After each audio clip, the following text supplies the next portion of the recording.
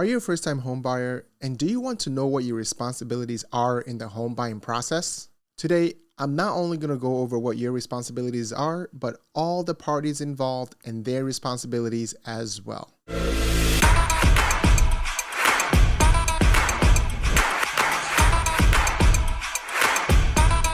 Hi, my name is Nekabari Tor, licensed realtor with Howard Hanna, and my job is to get you home. There are many different parties involved in the home buying process, but primarily we'll focus on two. There's the selling side and the buying side. Both of them have to work together fairly, and they have to do things in a timely manner, and also they need to make sure that they're both committed to getting the property closed. So first, we're going to talk about the selling side because, let's face it, without the selling side, we wouldn't have a house for sale. So on the selling side, you have the sellers, you have the seller's agent, and you also have the seller's attorney representing them. The sellers are simple. They're the ones who have a house to sell, and they're looking to meet one of many goals. One of those goals could be that they want to sell for top dollar, they want to sell fast so they can relocate, or they just want to put it on the market and see what they can get for it. Now let's go to their responsibilities. One of their biggest responsibilities is to make sure that they're honest and truthful about everything that they know about the house. And to go even further, they need to disclose all of this information on what's called a PCD, which is a property condition disclosure. Any of the things that they have addressed while owning the house or that they know of, they need to put that down in a property condition disclosure. They need to make sure that they're getting things communicated in a timely manner, that they're signing and sending things back as needed, and whatever requests that anyone involved in the process is asking of them, that they can fulfill that right away.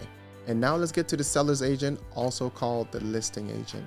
So the listing agent's job is far more important than we give it credit for, because they're the one who orchestrate this whole thing in the first place. The listing agent meets with potential sellers and negotiate how they're going to market and list the property to get it sold. All of this is part of the listing agreement, and this is where they negotiate the terms, they negotiate the compensation, and anything else that might be involved in getting the house to close. Now, once the listing agreement is signed and ready to go, then the listing agent's responsibilities really start to kick in. I always make sure that I hire a real estate photographer, but now that I am one, I just use myself and save you some money. The listing agent can market the house any way they see fit, as long as it corresponds with everything that's listed right on the listing agreement. That means staging, putting a lockbox on the door, putting up the for sale yard signs, printing and distributing marketing information, or doing a broker's open to get as many agents' eyes on the listing as possible. The listing agent also owes all their responsibility to the sellers, but they have to be honest and fair to everyone that's involved in this process. Next, let's talk about the seller's attorney. And you guessed it, they represent the interest of the sellers. The seller's attorney is responsible to make sure that everything that's happening throughout this process is not only legal, but also is recorded as well. They make sure that everything in the buyer's offer is lawful, accurate, and can be verified too. One thing I do want to note, if you're going to use an attorney, make sure you get an attorney that specializes in that field. You wouldn't want to use a divorce attorney in your real estate dealings the same way you wouldn't want to use a real estate attorney in your divorce dealings.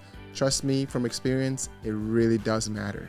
Now, that's a lot of information so far covering the selling side, but I do want to remind you to hit that subscribe button if you haven't already.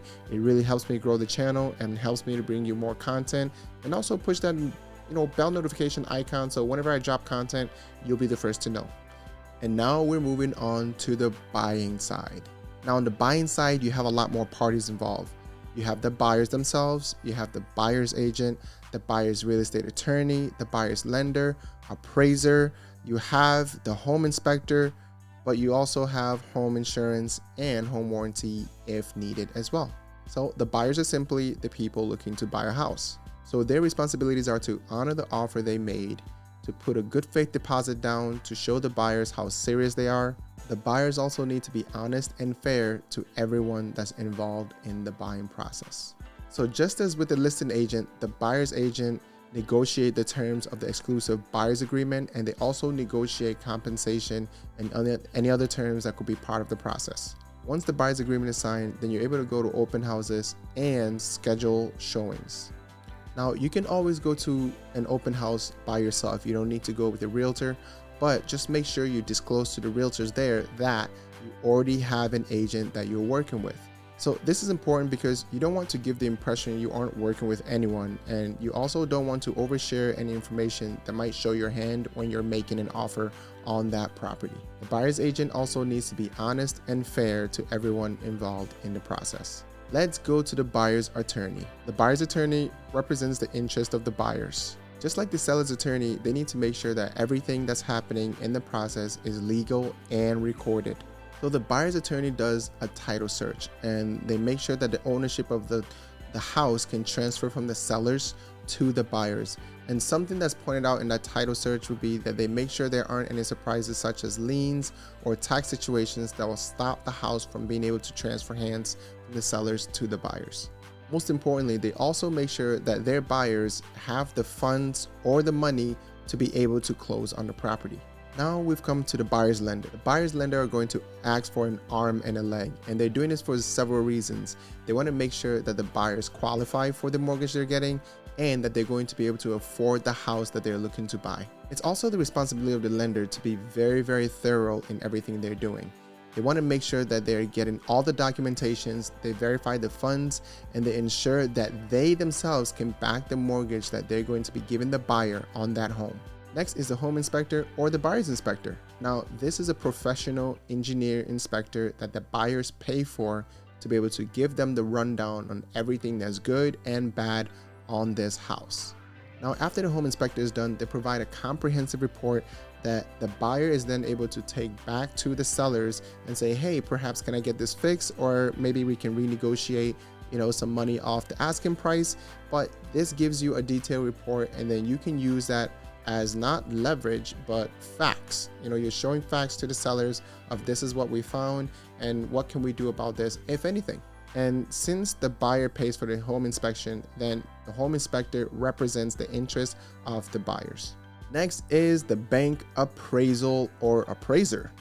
So the bank orders the appraisal because they want to make sure that the amount that they're going to give for a mortgage, that house you're buying is worth that.